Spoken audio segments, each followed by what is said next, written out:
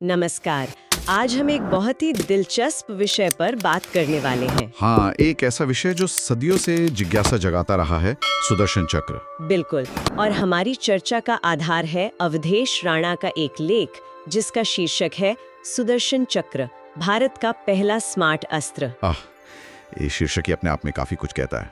एक बड़ा सवाल है ये। हाँ, मतलब क्या ये दिव्य आयुध जिसके बारे में हम कथाओं में सुनते हैं वो वाकई आज के स्मार्ट वेपन्स जैसा था? यही तो पता लगाना है।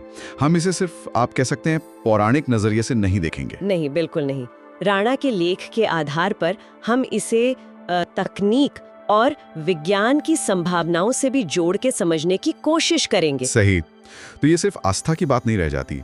क्या इसमें कोई पुरानी भूली हुई तकनीक छुपी है या कोई गहरा ज्ञान? यही पहेली है। तो चलिए इस लेख की मदद से पढ़ते खोलते हैं। शुरू करें? हाँ, बिल्कुल। तो सबसे पहले पुराणों और महाभारत में इसका जिक्र कैसे आता है? मतलब है क्या ये सुदर्शन चक्र? इसे भगवान विष्णु का मुख्य अस्त्र बताया गया है। एक घूमने वाला चक्र, बहुत तेज। हाँ, और लेख इसकी बनावट पर भी बात करता है। वो 108 धारों वाली बात अक्सर आती है। सही कहा, 108 नुकीली धारें या आरियां। लेख इस संख्या के बारे में कुछ कहता है? कोई खास मतलब? हाँ, वो बताते हैं कि 108 का अंक भारतीय दर्शन में कितना महत्वपूर्ण है।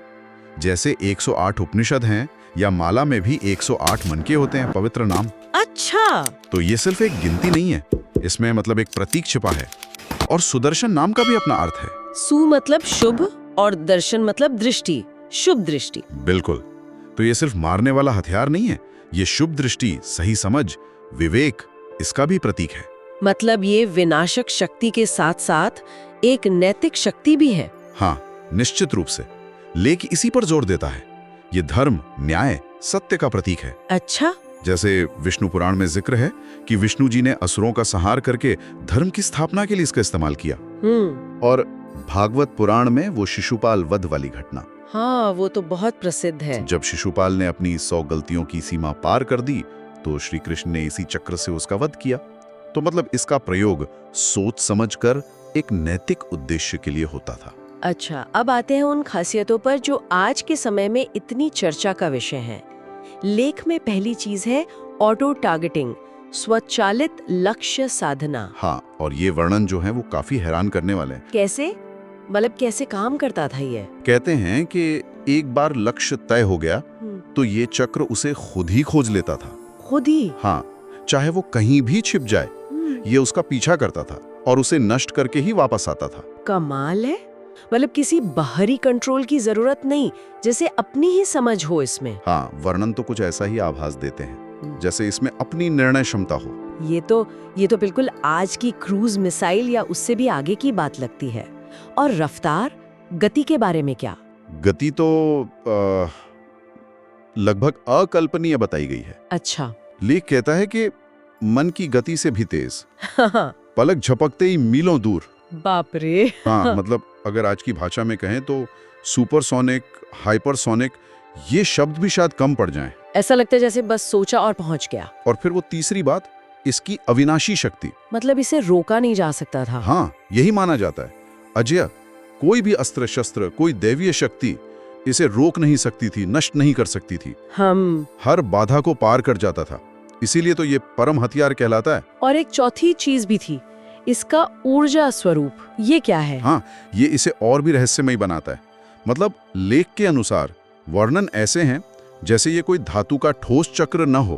तो फिर कैसा था? ऐसा लगता है जैसे ये अग्नि और प्रकाश का एक पुंज हो, केंद्रित ऊर्जा जिसे किसी तरह कंट्रोल किया जाता था। ऊर्जा का पुंज। हाँ, कुछ लोग इसे सूर्य के तेज से भी जोड़ते हैं, जैसे इसे सूर्य के ही एक हिस्से से बनाया गया हो।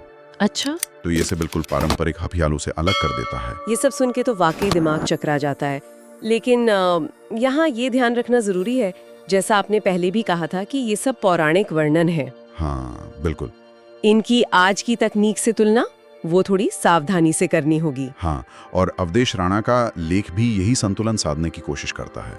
वो इन वर्णनों और आज की अवधारणाओं जैसे ऑटो टारगेटिंग, गाइडेड वेपन या फिर लेजर या प्लाज्मा तकनीक, इनके बीच जो समानताएं हैं उन्हें दिखाता है।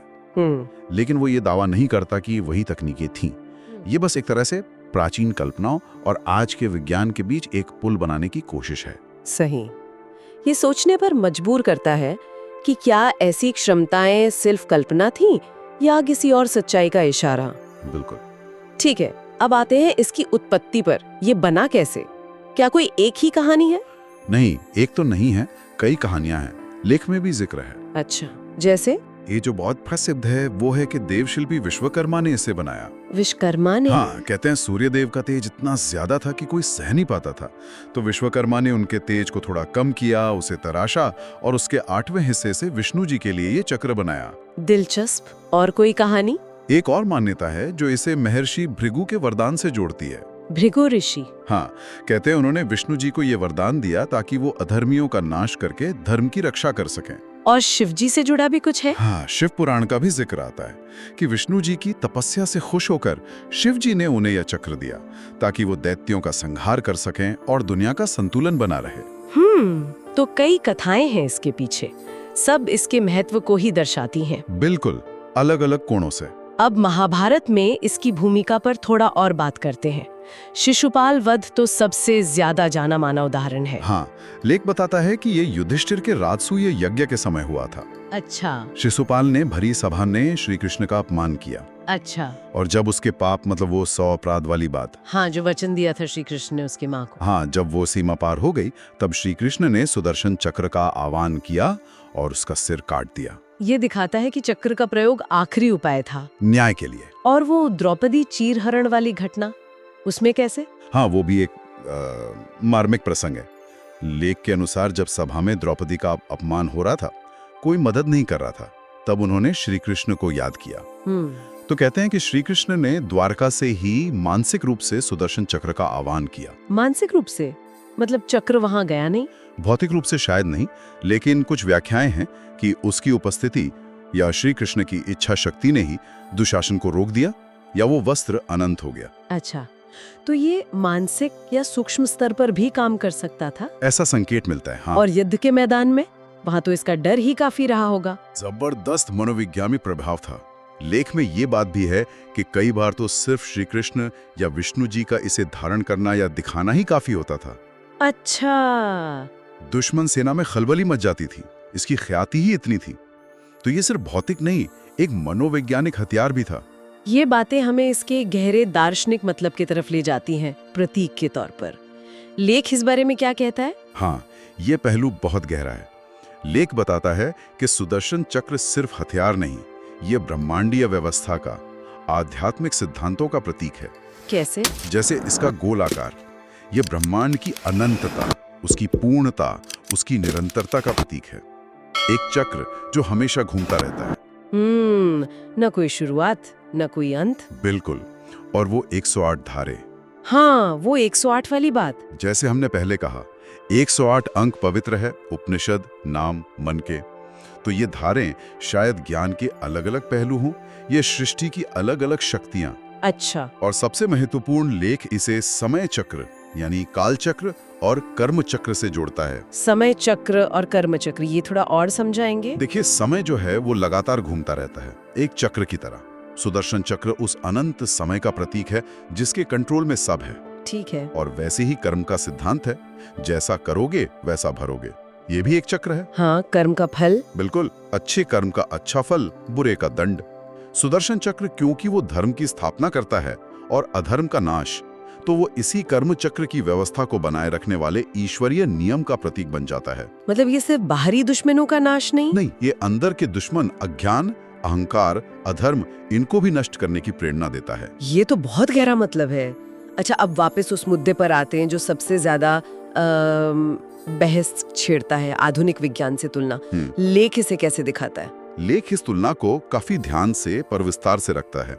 जैसे वो लक्ष्य को भेदने और पीछा करने की क्षमता। हाँ, ऑटो टारगेटिंग वाली बात हाँ, है। उसकी तुलना आज की गाइडेड मिसाइलों या स्मार्ट बॉम्बों से की जाती है। बिल्कुल। जिनमें सेंसर्स होते हैं, एआई होता है। पर लेख ये भी साफ करता है कि सुदर्शन चक्र का वर्णन दिव्य या मानसिक शक्ति पर आधारित लगता है, किसी भौतिक सेंसर पर नहीं। ठीक है। और वो ऊर्जा स्वरूप वाली बात? उसे आजकल के जो ऊर्जा आधारित हथियार हैं, DEWs, directed energy weapons, laser या प्लाज्मा जैसे, हाँ, उनसे जोड़ा गया है। जैसे वो रोशनी या ऊर्जा की बीम का इस्तेमाल करते हैं, वैसे ही सुदर्शन चक्र के अग्नि और प्रकाश वाले वर्णन लगते हैं। लेकिन फिर वही बात, ये ऊपरी समानता है। चक्र की ऊर्जा का स्रोत तो दिव्य बताया गया है, और उसका लक्ष्य भेद कर वापस आ जाना। उसकी तुलना आज के रियूजेबल ड्रोन या एआई वाले हथियारों से की गई है, जो मिशन पूरा करके बेस पर लौट आते हैं। लेकिन यहाँ भी चक्र का वापस आना सिर्फ लौटना नहीं है, वो एक चक्र के पूरा होने जैसा है। लेख का जोर इसी बात पर है कि ये तुलनाएं हमें सोचने का एक फ्रेमवर्क देती हैं, लेकिन ये पुराने वर्णनों का सीधा सीधा तकनीकी अनुवाद नहीं है। तो फिर लेख क्या कहता है?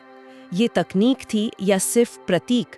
आपने कहा था विद्वानों में मतभेद है। हाँ, लेख बताता है कि इस पर बहुत बहस है। एक तरफ वो लोग हैं जो मानते हैं कि ये वर्णन किसी बहुत ही उन्नत, शायद अब खो चुकी प्राचीन भारतीय तकनीक की तरफ इशारा करते हैं। अच्छा। उनका तर्क होता है कि पौराणिक कथाओं में अक्सर असली घटनाओं या वैज्ञानिक खोजों के बीज होते हैं, जिन्हें बाद में कहानियों का रूप दे दिया गया। और दूसरी तरफ वो लोग हैं जो इसे पूरी तरह से प्रतीकात्मक मानते हैं, एक रूपक। किसका रूपक? धर्म का, ईश्वरीय न्याय का, समय की शक्ति का और आंतरिक शुद्धि का। उनके हिसाब से इसे भौतिक हथियार मानना इसके गहरे आध्यात्मिक संदेश को कम करना है। और कुछ बीच का रास्ता भी है? हाँ, कुछ विद्वान मानते हैं कि ये दोनों का मिलाजुला रूप हो सकता है। शायद किसी असली घटना या क्षमता से प्रेरणा लेकर एक प्रतीक गढ़ा गया हो। लेख किसी एक तरफदारी नहीं करता, बस ये बहस हमारे सामने रखता है। ये बहस अपने आप में ही सोचने लायक है। लेख में आधुनिक मिसाइलों से सीधी तुलना भी थी। हाँ, एक तुलना की गई है, जैसे आज की मिसाइलें जीपीएस, सेंसर, रडार, इन सब पर निर्भर हैं। सही। उनकी एक सीमा है, रेंज की, गति की, ताकत की, और उन्हें रोका भी जा सकता है। हाँ, काउंटर किया जा सकता है। बिल्कुल। जबकि सुदर्शन चक्र का पौराणिक वर्णन उसे दिव्य इच्छा से चलने वाला, असीमित गति वाला, अजेय बताता है। उसे किसी भी तरीके से रोका नहीं जा सकता। तो ये तुलना दिखाती है कि पौराणिक कल्पना में सुदर्शन चक्र कितना परम, कितना अद्वितीय माना गया है, मानवीय तकनीक से बहुत परे। तो इस पूरी बातचीत और अवधेश राणा के लेख के विश्लेषण के बाद हम क्या कह सकते हैं? मतलब मुख्य बात क्या निकल कर आती है? सार यही है कि सुदर्शन चक्र को सिर्फ एक डिब्बे में बंद करना कि ये बस पौराणिक हथियार हैं या बस दार्शनिक प्रतीक है, शायद ठीक नहीं है। अच्छा। इसकी असली अहमियत शायद इसी रहस्य में है। ये भारतीय सभ्यता के ज्ञान, चाहे वो आध्यात्मिक हो या शायद तकनीकी, उसके गहरे दर्शन और नैतिक व्यवस्था की जटिलता, सबका मिला जुला प्रतीक है। धर्म की रक्षा और न्याय की स्थापना का दैवीय संकल्प। हाँ बिल्कुल, और ये हमें आज के समय में भी सोचने पर मजबूर करता है ना? हाँ, जब हम AI, autonomous weapon, energy weapon, इन सब की बात कर रहे हैं। सही। लेख ये सवाल छोड़ जाता है, क्या सुदर्शन चक्र की ये पुरानी अवधारणा, चाहे वो असली तकनीक पर आधारित हो या सिर्फ कल्पना या प्रतीक हो, क्या इसने कहीं ना कहीं उन्नत तकनीक के बारे में सोचने की मानवीय इच्छा को प्रेरित किया है? क्या ये उन संभावनाओं का एक ब्लूप्रिंट जैसा था जिन्हें हम अब सच करने की कोशिश कर रहे हैं? हो सकता है। तो हमने देखा कि सुदर्शन चक्र की कहानी कितनी गहरी और बहुआयामी है। ये सिर्फ पुरानी कथा नहीं, इसमें कथित तौर पर उन्नत क्षमताओं का जिक्र है, गहरे दार्शनिक अर्थ हैं और आज की तकनीक से भी कुछ चौंकाने वाली समानताएं हैं, जैसा राणा के लेख में बताया गया है। और आखिर में एक सवाल जो लेख भी उठाता और जो हमें भी सोचना चाहिए, क्या कि अगर ये वाकई कोई हथियार नहीं था, तो क्या इसका वर्णन ऊर्जा या चेतना के किसी ऐसे रूप या स्तर की तरफ इशारा करता है जिसे हमारा आज का विज्ञान अभी समझ नहीं पाया है? या शायद ये इंसान के मन की, उसकी कल्पना की असीम शक्ति का प्रतीक है, जो भौतिक सीमाओं से आगे जाकर संभावनाओं को सोच सकता है, रच सकता है। ये सवाल भविष्य के लिए खुला है, शोध के लिए, चिंतन के लिए, शायद अपनी चेतना को और जानने के लिए। क्या इन प्राचीन मिथकों में सिर्फ कहानियां हैं या ये हकीकत की गहरी परतों के कोड हैं जिन्हें हमें अभी डिकोड करना बाकी है? वाकई एक ऐसा सवाल जो सोचने पर मजबूर करता है।